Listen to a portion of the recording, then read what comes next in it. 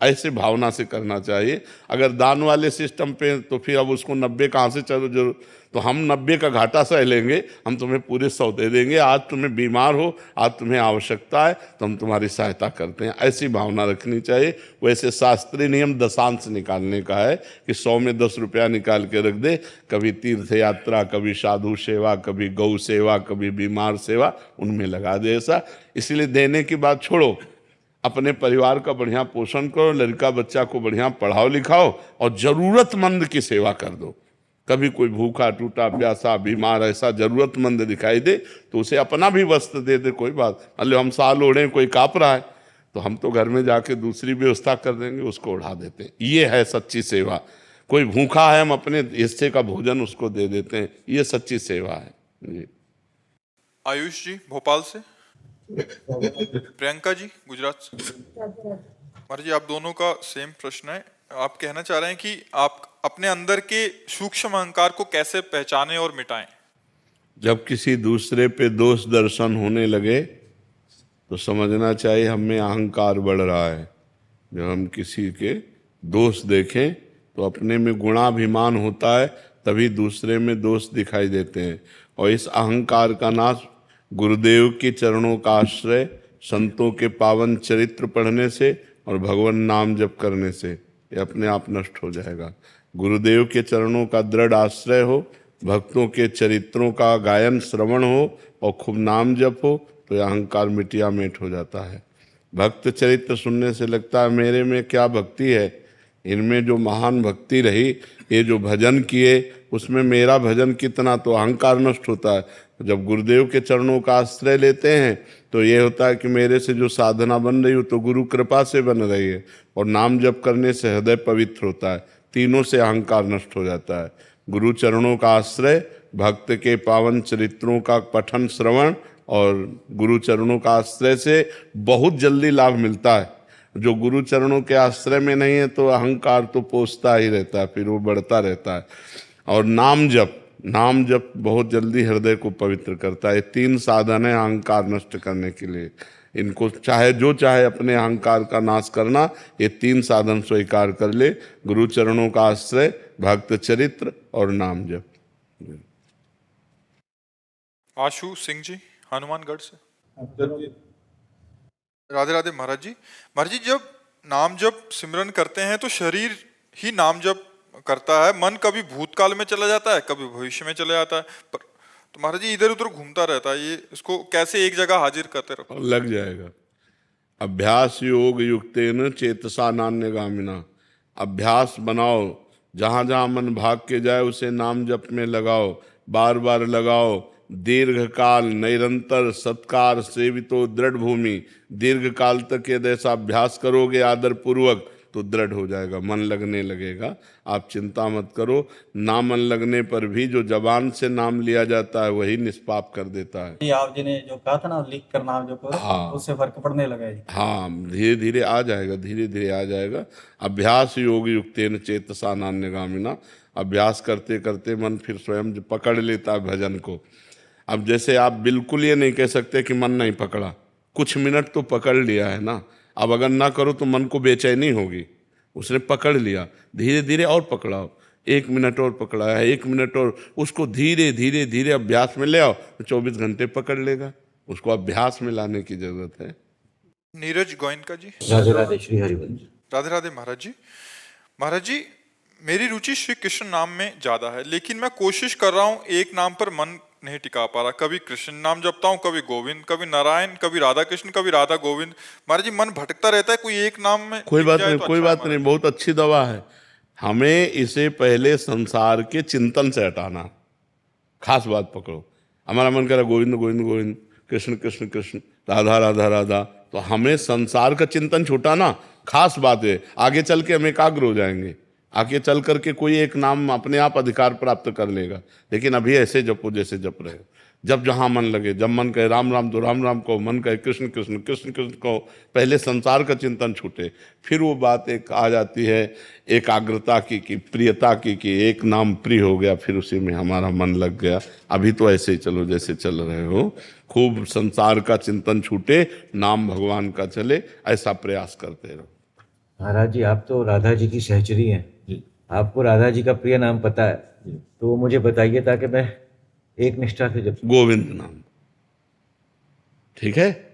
हाँ, स्वयं श्री जी जपते हैं, तो ऐसे आमे नित्य प्रणयनि विदग्धे रस निधौ लालजू जपते हैं, तो श्यामेति सुंदर वरेति मनोहरेति कंदर्प कोटि ललितेति सुनागरेति। तुम कृष्ण कहो, गोविंद कहो, लाडली जी को बहुत अच्छा लगेगा, ठीक है। आप खूब नाम जप करें।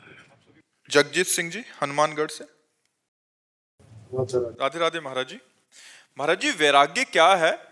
दुनियादारी से दूर होना या स्वयं से अंतर्गत प्रेम प्रसार होना? त्याग, वैराग्य, उपरति, ये 3 शब्द शास्त्रों में आते हैं। त्याग कहते हैं भोगों की इच्छा भोगने की है, पर शास्त्र विरुद्ध है, हम नहीं भोगेंगे। हमें भगवत प्राप्ति करनी है, भोगों की भोगने की इच्छा है पर हम भोगेंगे नहीं, उसे कहते हैं त्याग। और भोग सामग्री पास है पर भोगने की इच्छा नहीं है, उसे कहते हैं वैराग्य। और भोग सामग्री है ऐसा बोध भी नहीं रह गया है, उसे कहते हैं उपरति।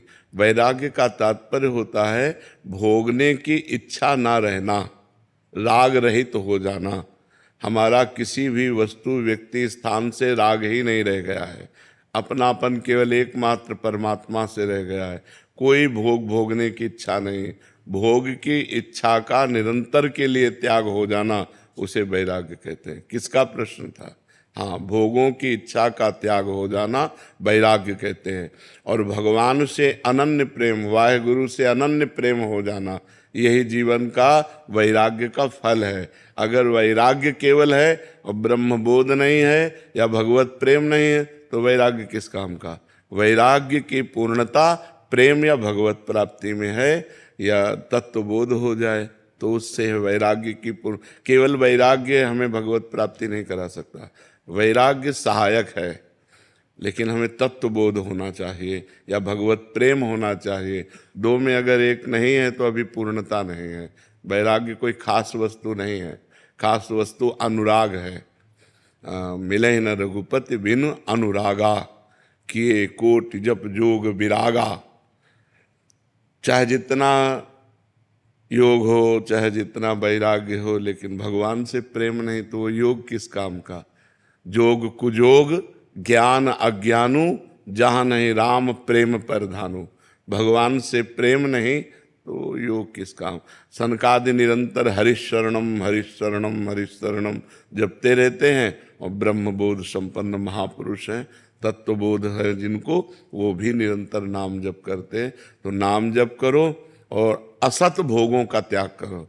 सत भोगों से तो शरीर का पोषण करो, धर्म का पालन करो, असत भोगों का त्याग करो। जिसे शास्त्र निषेध करता है, जो पाप कर्म है, उनका त्याग कर दो, तो आगे बढ़ते चले जाओगे। राधे राधे महाराज जी। महाराज जी, इनका भी प्रश्न ऐसा है, इसमें पूछना चाह रहे हैं कि मतलब एक तो हम चीज का त्याग कर देते हैं, एक है कि इच्छाएं हैं, कामनाएं हैं, बट उसको स्वीकार कर लिया तो उसके परिणाम में फिर विचलित नहीं होंगे, ऐसा मतलब कोई ऐसे एक है कि नहीं खाना, मेरे को रसगुल्ला नहीं खाना, तो एक है कि रसगुल्ला खाऊंगा। नहीं, फिर रसगुल्ला खाना नहीं खाना, यह हमारे मन की बात नहीं चलेगी। शास्त्र क्या कहता है? तस्मात् शास्त्रम प्रमाणम ते कार्या कार्यो व्यवस्थितो। अगर शास्त्र कहता है, जैसे काम भोग है, अपनी पत्नी के साथ काम भोग किया हुआ वो धर्म में है, लेकिन दूसरे की पत्नी के साथ किया हुआ पाप में है। जो पापी पुरुष ये सोचता है कोई शोक नहीं, कोई चिंता नहीं, कोई प्रायश्चित नहीं, तो पापी पुरुष है, अंतःकरण मलिन है, वो नीच है, दुर्गति को प्राप्त होगा। ऐसा थोड़ी कि तुम्हारे सोचने से हो जाएगा, तुम्हारे सोचने से नहीं होगा। शास्त्र प्रमाणित विषय होना चाहिए। ये नहीं कि एक है कि विषयों की लालसा है और उसको दबा रहा है, और एक है कि विषयों की लालसा है, वो भोग रहा है, कोई प्रायश्चित नहीं, कोई पश्चाताप नहीं, तो घोर पापी पुरुष का लक्षण है। ये तो घोर पापी पुरुष का लक्षण है। ये कोई पुण्यात्मा या सतमार्ग वाले का लक्षण थोड़ी। सतमार्ग वाले से तो जरा सा धर्म विरुद्ध होगा तो हृदय जलने लगेगा, त्राहिमाम बोलेगा, वो पश्चाताप करेगा, अनुष्ठान करेगा जिससे उसका पाप नष्ट हो। ये तो जैसे आतंक है कि हजारों को मार दिया, उनको कोई पश्चाताप नहीं और जाके पार्टी मनाते हैं। ऐसे विषयी भोगी पापी पुरुष हैं, गलत आचरण करते हैं और खूब खुशी होते हैं कि आज तो हमने ऐसा किया। ये पापी पुरुष का लक्षण है, ये पुण्यात्मा महात्मा या सतमार्ग का लक्षण नहीं। सतमार्ग वाला है कि जो धर्म विरुद्ध आचरण भूल ही न दें कुमार्ग पाऊं, भूल करके भी हम असत आचरण नहीं करेंगे। अगर असत आचरण बन गया तो भारी जलन, भारी पश्चाताप और उपाय पूछेंगे कि उस पाप का प्रायश्चित क्या होना चाहिए जो हमसे हो गया। यह है सतमार्ग में चलने वालों का, ऐसा नहीं है तो पापी पुरुष का लक्षण है। क्यों? मनमानी आचरण करके फिर तो क्या कि गोली मार रहे हैं, लूट रहे हैं, व्यभिचार कर रहे हैं, मौज से शराब पी रहे हैं, मस्ती से घूम रहे हैं, उनको कोई प्रायश्चित है क्या? ये तो पापी पुरुष का लक्षण है। ऐसी गंदी बात मन में मत लो। अभी नए बच्चे हो, फिर गंदे आचरणों में बहते चले जाओगे। हरिपद दास जी बरसाना से। महाराज जी राधे राधे, श्री हरिवंश। महाराज जी आप कह रहे हैं कि एकांतिक वार्तालाप में एक बार आपके प्रकट शरीर का नाम तो जानते हैं और आंतरिक शरीर का नाम भी जानने को मिला। महाराज जी हम जानना चाहते हैं कि उस स्वरूप का परिधान एवं परिचर्या क्या है महाराज? कितने रुपया बैंक में जमा है, कितने जेब में है, ये पोस्टर लगाया जाता है क्या? ये पोस्टर लगाया जाता है क्या?